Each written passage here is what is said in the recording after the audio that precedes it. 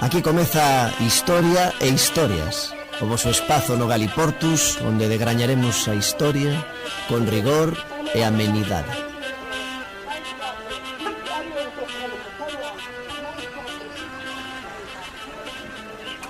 Hoje viajamos ao passado, até à cidade de Lisboa, no início do século XIX, onde um notável criminoso chamado Diogo Alves aterrorizou a população. Nascido na pobreza, Diogo Alves virou-se para uma vida de crime e rapidamente ficou conhecido como um ladrão e assassino que operava no aqueduto das Águas Livres. Durante anos, ele atacou vítimas desprevenidas, roubando os seus bens e atirando-as do topo do aqueduto para a morte. Mas o seu reinado de terror não podia durar para sempre e, eventualmente, acabou por ser capturado. Esta é a história chocante de um dos criminosos mais impiedosos de Lisboa.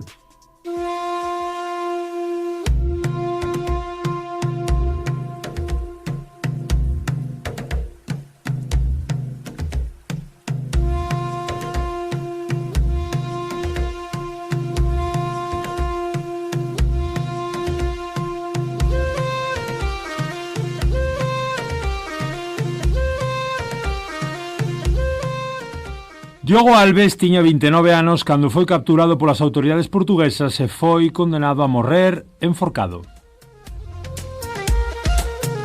O criminal nese momento pasou a formar parte da cultura popular lusa. Ata hoxe a súa figura permaneceu na memoria do país como unha das dos grandes asasinos en serie da súa historia. Mais Diogo, ou quizáis Diego, non sempre foi un perigoso delincuente. A historia do criminal arranca no ano 1810 nunha aldea do municipio de Samos, na provincia de Lugo. As crónicas da época relatan que Alves naceu no seo dunha familia campesiña no corazón da rexión, unha familia labrega totalmente. Entón, ninguén podería presaxiar que aquel neno de orixe lucense ia acabar acusado de ata 70 crimes de sangue. Alves trasladouse a Lisboa sendo un adolescente. Como moitas familias galegas, a falta de oportunidades e a pobreza de inicios do século XIX fixo que tivesen que emigrar principalmente para traballaren en casas de persoas da clase alta lisboeta.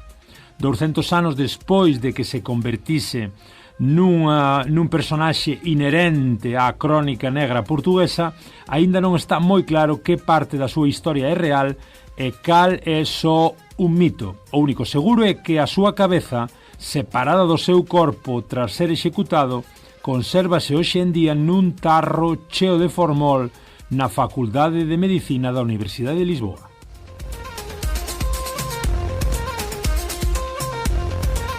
O relato que chegou ata a actualidade sostén que desde moi xoven e desde moi noviño el viuse inmerso nun modo de vida complicado que fixo amizades que quizáis non debía andar con elas e que o levaron ao alcoholismo e á delincuencia.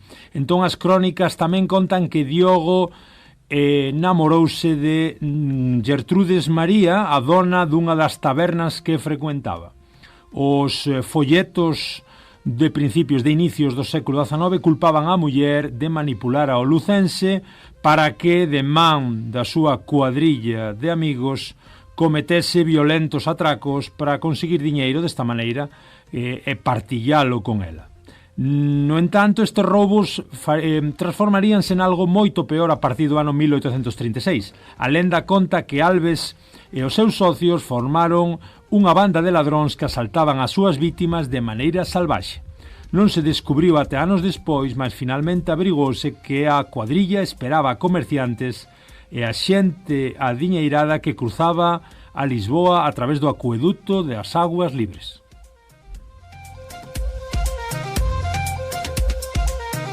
Aquí é cando a realidade se mistura coa ficción. A rumoroloxía popular chegou a atribuir a Diogo Alves e os seus socios máis de 70 mortes ocorridas no acueduto.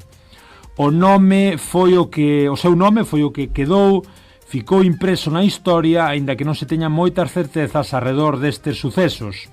O que sí é certo é que as autoridades encontraron dúcias de corpos ao pé do acueduto duns 65 metros de alto.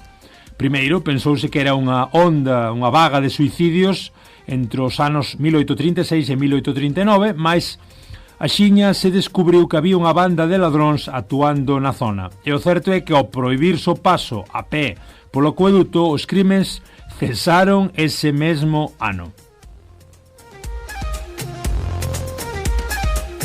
Crese, por tanto, que Diogo Alves e a súa banda tiveron que cambiar de estrategia e ese tería sido o seu grande erro. A uns meses de acabar a década foron capturados tras asaltar a vivenda dun médico no centro de Lisboa.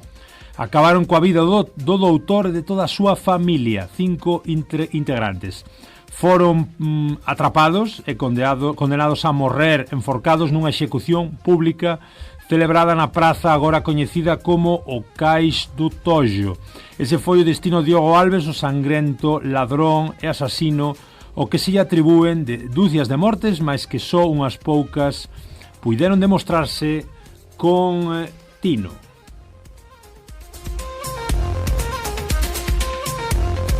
A súa morte non foi o final da historia.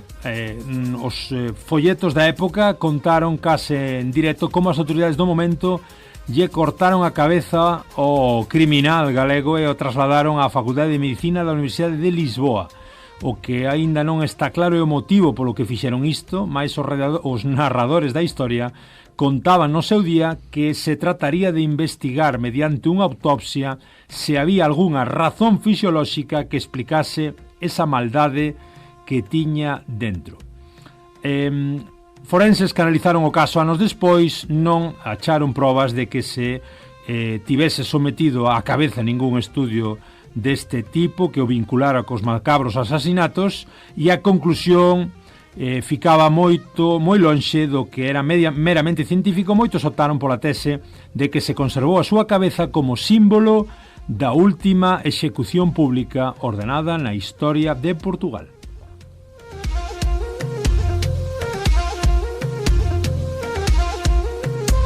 E aí continúa Alves no seu tarro observando impasible como a vida continúa sendo obxecto de disputas 200 anos despois da súa morte.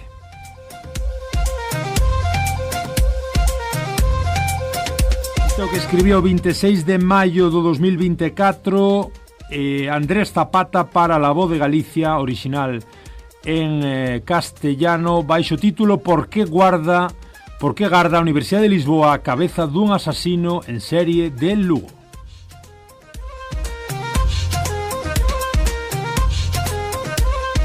Hola, boas, como estades? Xa sabedes, eu son o Germano a portuguesa, Germán, aquí no Galiportus, nesta versión express que lle chamamos Historia e Historias. Sede benvidos e benvidas. Estades, como sempre, na Radio Ariz escoitando estas pílulas express do noso querido Galiportus con noso ben querido Abraham Dorraca. Boas, Abraham, novamente aquí falando de asasinos. Moi boas, sí. Xente animada. Para nós que somos daqui da contorna da Allariz, supoño que escoitar historietas de asasinos do século XIX venos á cabeza un amigo noso. Un aficionado. Roma Santa é un aficionado, non... 9. Onde vai 9 a Diogo Alves. Entre 9 e 25, 30... 70. En algúns recontos digo de Diogo Alves, en algúns recontos falan de 100. Chamaban yo pancada. Andaría dándolle pancadas ás pedras. E claro, que tempos aqueles. Tiña unha cuadrilla, uns comparsas, estaba o Beizo Rachado. O enterrador, ainda que despois non enterraban ninguén. O pé de danza. Non era así. E a mí chamaba moita atención porque claro, tiña esta parella que era a Xertrudes María, a Perreiriña, e que el viña dunha parroquia que era Santa Xertrudes tamén, a parroquia de Samos onde el nace. El nace en Samos en 1810. Onde está o mosteiro de Samos é Santa Xertrudes, se non me engano. E aí que andaba, non? Así facendo, pois eso, as súas correrías. Claro, a ver, si é certo que en 3 anos tardaron ben as autoridades, non? Dicían, estáse matando moita xente aí no acueduto, suben arriba e acueduto no que a priori non se debía poder subir, non? O Diogo Alves ten que roubar unha chave para poder simular esa serie de suicidios. Cando vai roubando tamén, de outra banda, pois a xente bastante humilde, non? Labradores, xente que traballaba como criados e criadas en tendas, digo, en casas da burguesía. E eu penso que realmente, alén de dicer que a xente non pase por aí, que se matan moitos, non? Como o Bosque dos Suicidas de Xapón, sobre todo o que o sentenza é o facto do crime da Rúa Flores, cando as vítimas son a familia, un médico e a súa familia, non? E aí, pois é un pouquiño como cando o AIS mata un mogollón de xente morena e pois cando matan a unha persoa branca, entón aí sí. Arde Minneapolis, non? Sí, aquí un pouco aquí un pouco ese paralelismo, non? Despois de moitos mortos pobres, suicidas, ¿no? E despois de que a propia Xertrudes tamén fose sinalada, como líamos aquí en referencia aos artigos da época. Xertrudes senior, porque a junior é quen testemunho depois no xuizo, a filla, non? Claro, e pois a senior, digamos que era aí a culpada destas correrías do querido de alimentar. Unha fen fatal, non? Así... Claro, a fen fatal, tal cual. Efectivamente, e acaba por cair un pouco toda a trama. Non eran suicidios, senón que eran asesinatos, e claro, collérono coas mans na masa aí na casa do doutor, o amigo Alves, que se comenta posiblemente o primeiro asasino en serie de Portugal. Do que haxa registros, sí, claro, igual que o tema de Roma Santa, tal cual é Roma Santa. Seguramente nun tempo no que, pois iso, cando vamos máis atrás no tempo, que xa é máis difícil levar registros de poboación, así, dos poboamentos, non? Das poboacións de movimento de xente e tal, pois cada vez faise máis complicado coñecer, salvo eses casos que se fan moi famosos como Barba Azul ou Diogo Alves, que tamén dicías no comezo, non? Que non o esquece, non? A sociedade portuguesa normal, teño nunha prateleira nun bote, non? Así, ali metido como se fose a piroliña de Rasputín. Entón, pois, desas figuras que marcan, non? Sobre todo tamén o que é a cultura oral, non? E a cultura popular, non? Con temas dedicados para él, poemas dedicados para él, non? É como un Charles Manson, un Carliños Masón, máis, claro, deste lado do charco, e hai máis de 150 anos.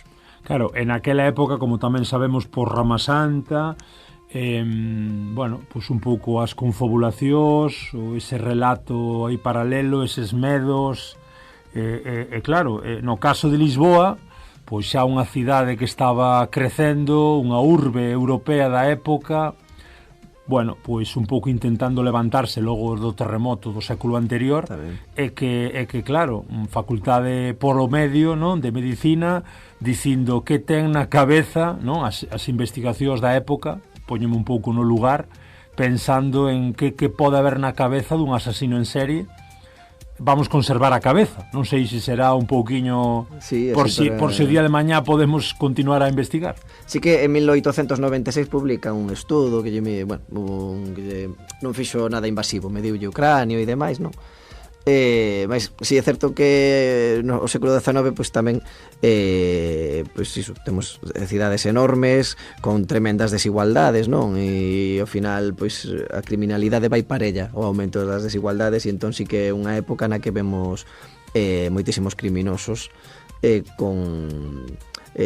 con accións que non van encaminhadas simplemente ao que o asasinato en sí, senón tamén pois ese roubo, non? E estaba me vindo agora a cabeza máis menos contemporáneos, pois tamén en Edimburgo, dous que se dedicaban a matar xente para vender os cadáveres á Facultade de Medicina, precisamente. E sempre se busca tamén esa exemplaridade, non? No caso destes dous, pois un deles, de feito, penso que aínda se pode ver o seu esqueleto, porque foi aproveitado o seu corpo tamén na Facultade de Medicina para despedazalo. No caso de Diogo Alves, pois esa execución exemplarizante del e dos seus comparsas, e despois pois o facto de telo aí tamén exhibido, non? Como unha figura, como unha reliquia, sí. Esa figura. É curioso, non? Porque aquí no Galiporto sempre buscamos esa conexión fantástica, sempre en positivo, de Galicia a Portugal, mas ás veces, claro, evidentemente, isto é como a vida, de tantos miles de galegos que emigraron naquel século a Portugal, non todos, a Lisboa. Claro, se dedicase ao pan, non todos andaban de aguadeiros ou de padeiros, sino que claro, tamén tiñan que, bueno, pois algúns deles, como Diego Alves, buscar bueno, pois outro tipo de accións. Sí, pero a xente inquieta. Xente inquieta, como a nós, aquí no Galiportus, falando tamén de crimes que unen a Galicia e a Portugal, para sempre neste caso, como que lle aconteceu a Diego Alves directamente desde Samos, desde Lugo a Lisboa, chegou ali a capital lisboeta e acabou sendo unha referencia do crime organizado. Diego Alves, o asasino de Lisboa, aquí no Galiportus.